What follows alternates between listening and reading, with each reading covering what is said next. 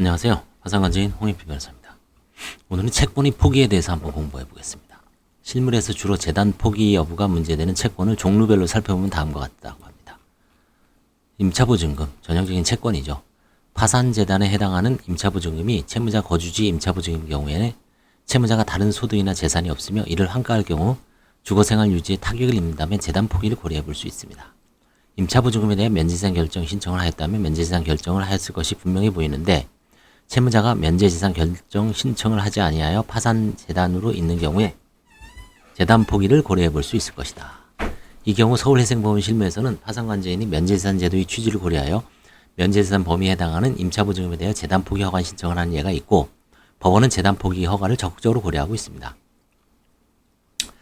그러나 이와 같은 경우에도 채권 압류 주심 등 채권자의 집행 착수가 있었거나 채무자가 대출을 받은 후 그 대출금을 거주지 임차보증금 지급에 그대로 사용한 후 수개월 내 파장 신청하는 경우는 채무자의 주거생활 보장의 이익을 고려하기보다는 환가 배당을 통한 채권자들이 채권 만족을 기하는 것이 형평에 부합하므로 환가에 적극적으로 착수하는 것이 적정할 것이다. 그렇죠? 이런 경우가 있습니다. 보험해약환급은 어떨까요? 파산재단에 해당하는 보험해약환급이 있으면 원칙적으로 환가하지만 채무자에게 당해 보험해약환급 외에 다른 재산이 없고 채무자의 연령이 높고 건강상태가 좋지 않아 의료처치가 필요하다고 보이는 경우에 배당 절차를 가정할 때 파산채권자에 대한 배당 금액들을 감안하여 재단 포기를 고려할 수 있다. 저도 지금 전에 어떤 사안을 경매 관련해서 사안을 보니까 그분 뭐 환가할 거 지금 형식적 경매 신청 중인데 감정평가가 1억 6백이 나왔습니다. 근데 세입자가 1억이 있어요. 오피스텔 두 채인데 근데 이 유찰이 됐어요. 1억 6백 안 사죠. 그래서 이해액은 얼마냐면 8,400입니다.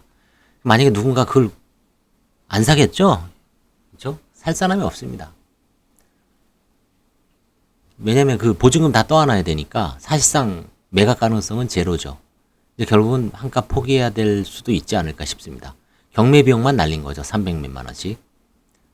그분 보고서를 지금 잠깐 봤더니 보험해약환급금이 900 몇만 원 있습니다. 근데 과감하게 포기했습니다. 왜냐하면 연세가 많으세요. 한 70 몇 살이고 또 병치레도 있고 해서 그런 경우에는 이제 구체적인 타당성이 맞죠.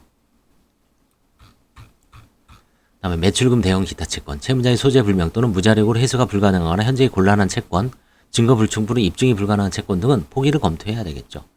지고 있어봐요. 그렇죠. 다만 채무자가 소재 불명 또는 무자력이라고 하더라도 채권액이 다액이면 파산 채권자의 납득을 얻기 위하여 소재기 또는 채권자들 의견 청취 등의 절차를 거쳐야 할 필요가 있다. 이게 참 문제입니다. 파산 채권자들이 납득을 얻기 위하여 소재기. 어떻게 보면 쉬운데 예전에는 가끔 있었죠. 근데 실질적으로 상대방이 아무것도 없어요. 포기해야 되죠, 빨리. 그래서 이번 시간에는 채권 포기, 재단 채권 포기, 채권 포기, 파산재단 포기죠. 전형적인 게 임차보증금, 보험해약환급금, 매출금, 뭐 외상 매출금, 대여금, 기타 뭐 여러 가지가 물품 대금 같은 것도 있을 수 있겠죠. 네, 감사합니다.